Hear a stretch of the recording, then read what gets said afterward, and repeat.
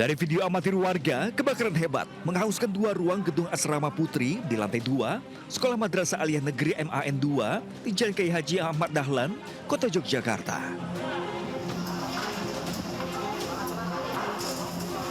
Kebakaran membuat panik warga maupun siswa penghuni asrama.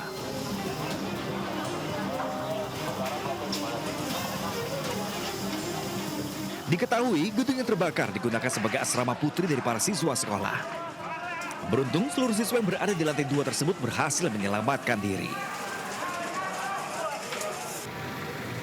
Tidak butuh waktu lama, api segera padam setelah 4 unit mobil pemadam kebakaran dikerahkan. Kebakaran diduga karena hubungan pendek arus listrik dan masih dalam penyidikan aparat kepolisian. Dari Yogyakarta, Gunato Farhan, iNews melaporkan.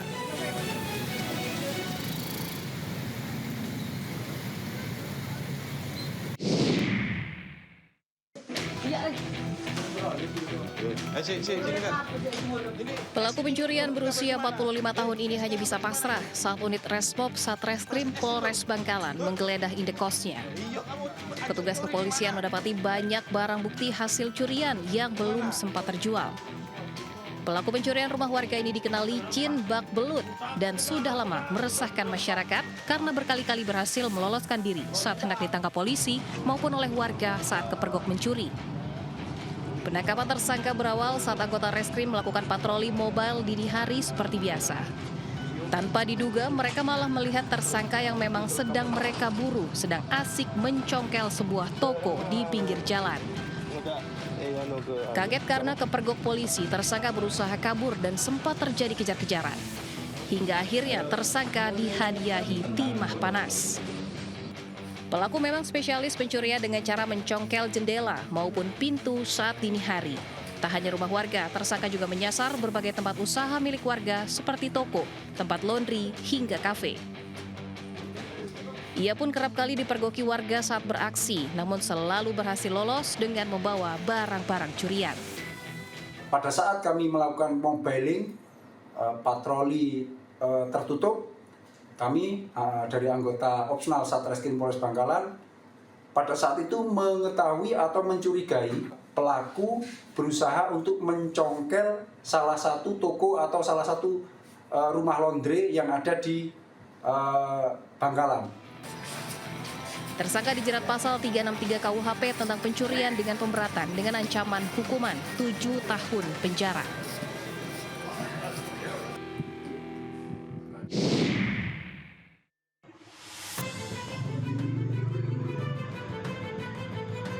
Kamera pengawas merekam 2 pria mengendarai sepeda motor menumpang berteduh dari hujan di sebuah rumah di Gria Permata Meri, Kecamatan Keranggan, Mojokerto, Jawa Timur. Bahkan keduanya dengan tenang tetap berteduh saat penjual bakso lewat. Setelah situasi aman, salah satu pelaku langsung mencuri sepeda motor dan membawa kabur ke arah barat perumahan. Dalam aksinya, kedua pelaku hanya membutuhkan waktu tak sampai 10 detik.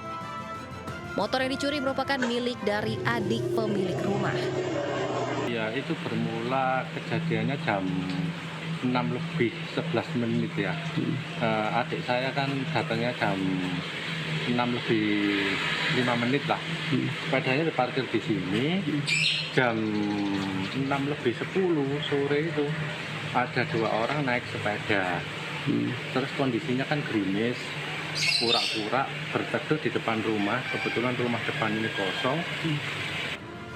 Usai kejadian, kasus pencurian sepeda motor ini telah dilaporkan ke Polres Mojokerto Kota dan hingga kini masih dalam penyelidikan petugas.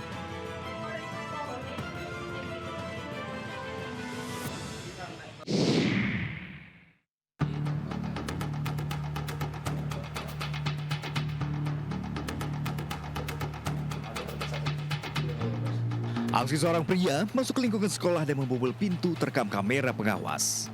Aksi pencurian ini terjadi di perpustakaan SMP Negeri 11 Maros Baru, Kabupaten Maros, Sulawesi Selatan. Pelaku menggasak sejumlah barang, di antaranya mesin air dan sejumlah alat praktik matematika yang terbuat dari besi.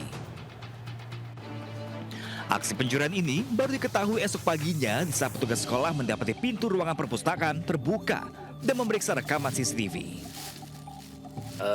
Lompat dari pagar depan sekitar jam 3.40-an subuh. Terus masuk ke kantor, kantor ke depan kantor, lalu ke sini, lalu keliling perpustakaan. Jadi pas jam 3.40-an, 48 itu 49 dia congkil mini pintu. Pakai obeng, kalau tidak salah lihat kayak itu obeng, baru masuk sekitar 15 menitan kayaknya dalam. Akibat kejadian ini, pihak sekolah berencana melaporkan peristiwa tersebut ke pihak kepolisian. Karena barang yang dicuri merupakan fasilitas bantuan dari pemerintah untuk menunjang proses belajar mengajar. Dari Kabupaten Maros, Sulawesi Selatan, Wahyu Ruslan, iNews melaporkan.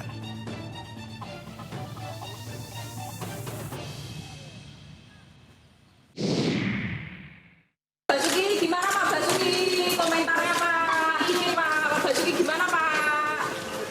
Direktorat Kriminal Umum Polda Jateng menetapkan AKBP Basuki sebagai tersangka dalam kasus kematian dosen Universitas 17 Agustus Dwinanda Lincialevi. Penetapan tersangka dilakukan oleh penyidik Direktorat Kriminal Umum mengacu adanya unsur kelalaian yang dilakukan AKBP Basuki pada kematian korban di kamar hotel pada bulan November lalu. AKBP Basuki yang kini resmi dipecat atau dijatuhi sanksi pemberhentian tidak dengan hormat dari kepolisian akan kembali dilakukan pemeriksaan oleh Direktorat Kriminal Umum Polda Jateng sebelum adanya putusan banding dari Mabes Polri. 359 ya, kemudian ditambah dengan pasal berapa ya? 306 ya, 306 dan 306 untuk 304 ya, kemudian pasal 359 tidak melakukan pertolongan kepada orang yang sedang membutuhkan pertolongan kesehatan, mengabaikan. Selain dijatuhi sanksi PTDH, AKBP Basuki dijerat dengan pasal 359 KUHP tentang kelalaian dan pasal 306 KUHP tentang penelantaran terhadap orang yang dalam penguasaan dengan ancaman hukuman maksimal 6 tahun penjara.